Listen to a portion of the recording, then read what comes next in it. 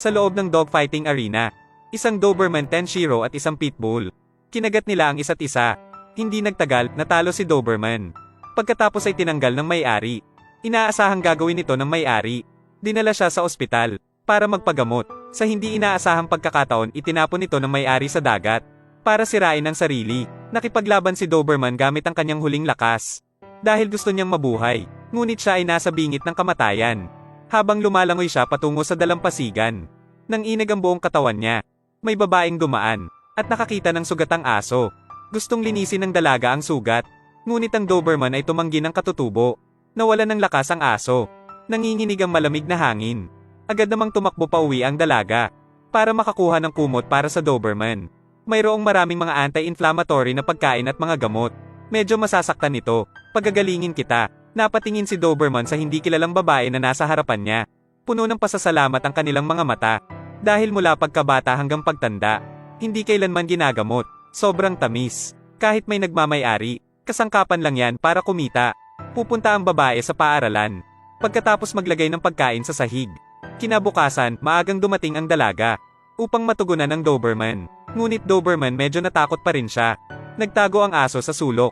Takot pa rin siyang lumabas. Hindi lumapit ang dalaga. Sa halip, nag-iwan siya ng pagkain sa sahig. Pagkatapos ay pumunta sa paaralan. Ang hindi niya alam ay, na ang Doberman ay kailanman naobserbahan. Baka isa na itong Doberman ngayon. Ay nakilala ang bagong may-ari nito. Tingnan mo, pupunta sa paaralan ng Doberman. Tahimik na nakaupo si Doberman sa itaas ng pintuan ng paaralan. Hinihintay matapos ni Ella ang klase. Pagkatapos palihim niyang sinundan si Ella. Sinusundan niya ito hanggang sa istasyon ng tren. Panoorin ng babaeng umalis. Sandaling nataranta si Doberman. Pero Doberman, ayokong mawala tong babaeng ka. Kaya, matapang siyang tumalon. At tumakbo pagkatapos ng El Metro. Dahil natatakot ako na hindi ko gagawin. Nakita ulit ang dalaga. Ipagpatuloy ang paghabol hanggang sa susunod na hintuan. Pagkababa ng dalaga, nakita ni Ella ang Doberman sa kanyang harapan. Sinenyasan siya ni Ella na lumapit. Kapag gusto niyang pumasa, hinayla siya ng isang tauhan gamit ang isang lubid. Napasigaw ang dalaga nang makita siya. Ngunit sa huli ay naging walang kabuluhan ang lahat. Tapos dumating na sila sa lugar ng kulungan ng ligaw na aso. Gusto nilang iuwi ang Doberman. Ngunit tinanggihan ito ng mga tauhan.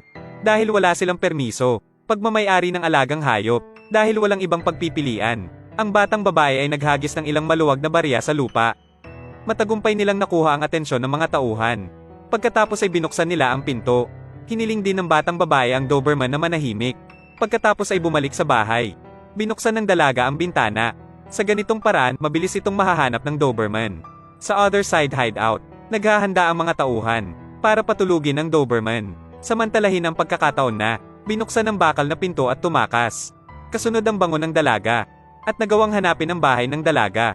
Kinabukasan, tinawag ng ama ang kanyang anak na babae upang magising. Nagulat siya sa presensya, isang aso sa harap niya. Hiniling ng anak na babae sa kanyang ama na magpatibay ng isang Doberman. Ngunit tinanggihan ang kanyang kahilingan. Hindi na kaya ng pamilya pag-aalaga sa isang malaking aso. Bago umalis, pinayuhan ng ama ang kanyang anak na babae upang kunin ang Doberman sa lalong madaling panahon. Gusto talaga ng dalaga, pinapanatili ang Doberman sa kanya. Sa puso niya gusto niya ito, ngunit naramdaman niyang wala siyang magawa. Sa huli, si Ella lang ang nakayanan. Pagbabalik ng Doberman, bumalik sa kinaroroonan nito. Nang makauwi na ang dalaga, nalaman ni Ella na si Doberman ay nagpakita sa kanyang bahay. Nauna na pala ang Doberman. Masiglang niyakap siya ng dalaga. Nagpa siya si Ella, huwag mo na siyang iiwan. Noong gabing iyon, lasing ang ama at nakikipag-away sa isang tao upang pigilan ang kaaway na makarating sa kanyang gate. Nagpa siya siyang isama ang kanyang anak na babae sa bahay ng kanyang kapatid. Pansamantala, ngunit nang makita ni Ella ang Doberman, hindi niya alam anong gagawin. Ayaw kasi ng kapatid niya sa aso. Walang ibang pagpipilian. Kailangang gawin ito ng ama. Ilabas ang Doberman sa kotse. Hindi niya pinansin ang protesta ng kanyang anak. Inihagis siya ng kanyang ama ng isang Doberman sa kabilang panig ng bakal na bakod. Ayaw niyang maging pabigat, kanyang kapatid at ang aso. Panoorin ang pag-alis ng may-ari. Pumasok si Doberman sa kotse at tumalon palabas. Desperadong hinahabol ang sasakyan. Ayaw din ng dalaga. Iniabot ang aso. Iniwan niya ito sa isang landas. Sa ganitong paraan, desperado siyang hinabol ng Doberman. Sa araw at gabi, kahit na ang kanyang mga paa ay nasugatan at nasugatan. Ayaw sumuko ni Doberman, pero hindi pa rin pwede. Siya ay pagod at gutom. at kailangang magpalipas ng gabi sa pagtatago sa bahay ng isang magsasaka. Nang mahanap siya ng may-ari ng bukid, hindi niya siya pinalayas. Manliligaw din kasi ang lalaking ito ng mga aso. Nagkusa pa siyang suriin ang sugat.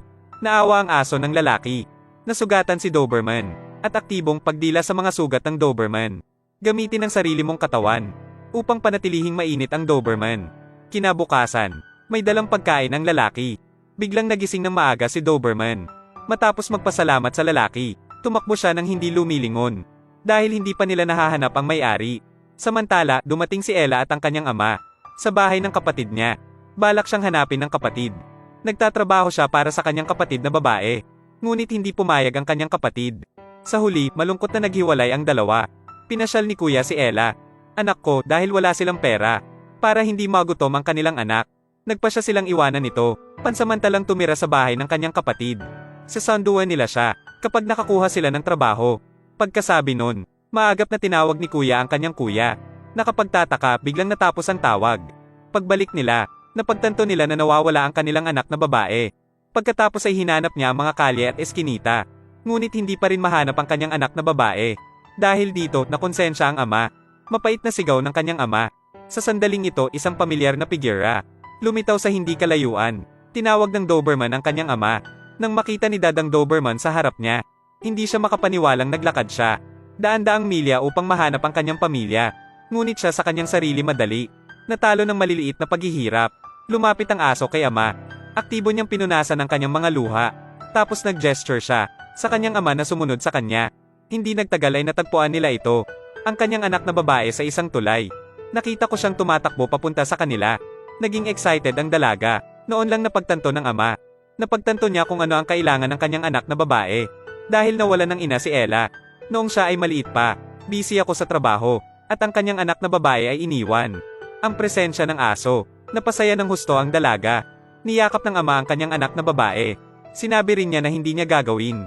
Muling itinaboy ang Doberman. At sa sumunod na araw, natagpuan ng kanyang ama ang kanyang kapatid. Ibinigay niya ang kanyang anak na babae. Kasama ang Doberman ng kanyang kapatid. Siya mismo ang pumunta sa nakaraang laban. Makipagpayapaan sa iba pang gilid. Pero tinalo siya ng other side.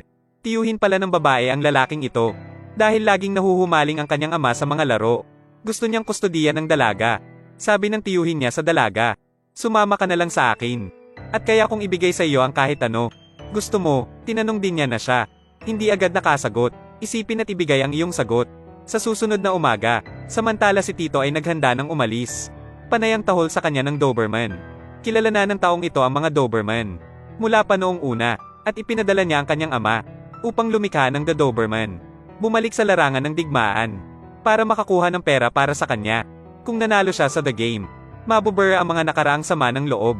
Kung matatalo ako, magkakaroon ng custody si Uncle. Sa ibabaw ng bata, with that, lumabas na siya ng kwarto. Sa daang pabalik, tumawag siya sa school. Pakikipag-away ng aso. Ito ang maghahanda sa kalaban. Para manalo ang aso, 3 magkakasunod na kampyonato. At sinabi niya yon, dapat matalo si Doberman. Sa ganitong paraan hindi lang siya maaaring tanggapin ng kanyang mga apo, pero kaya mo rin kumita ng maraming pera. Kinabukasan, ang ama ay nagdala ng isang Doberman sa dogfighting school dahil wala silang ibang pagpipilian. Iniwan ng ama ang kanyang anak na babae sa labas kasi ayaw niya nasaksihan ng kanyang anak ang madugong eksena. Ngunit sa labas ay nag-aalala ang kanyang anak na babae. Dahil hindi mo matulungan ang iyong sarili, tumakbo siya papunta sa dogfighting school. Sigaw ni Ella sa kanyang ama, huwag gawin ito. Napagtanto niyang may isang bata na pumasok ng ilegal. Kailangan gawin ito ng referee. Pansamantalang suspindihin ang laro. Pagkakita sa dalaga, agad na lumapit ang Doberman. Naaliw ang munting may-ari nito. Sa sandaling iyon ay dumating ang ama. Isang matapang na desisyon ang ginawa. Pagkatapos ay kinagat ng Doberman ang leeg ng kanyang tiyuhin. Lumapit ang ama para balan siya. Huwag ka dito, at guluhin ang kanilang buhay sa hinaharap. Kung hindi, huwag mong sisihin sarili mo, para mawala ang muka. Nakikita ang pakiramdam ng lalaki gamit ang kanyang ulo. Binitawan ni Doberman. Pagkatapos ay isang pamilya, binubuo ng 3 tao, umalis sa lugar na ito na may bahid ng dugo. Sa tingin ko sa malapit na hinaharap, ikaw at ang iyong pamilya ay mabubuhay ng masaya. Alam ng mga aso ang pasasalamat. At alam niya kung paano ibabalik ang pabor. Minsan, tinatrato ng mga tao. Aso tulad ng mga laruan. Minsan ang mga tao ay maaaring pareho. Ang pelikulang ito ay halaw sa totoong kwento. Mainit, gumagalaw, at dalisay na parang hangin.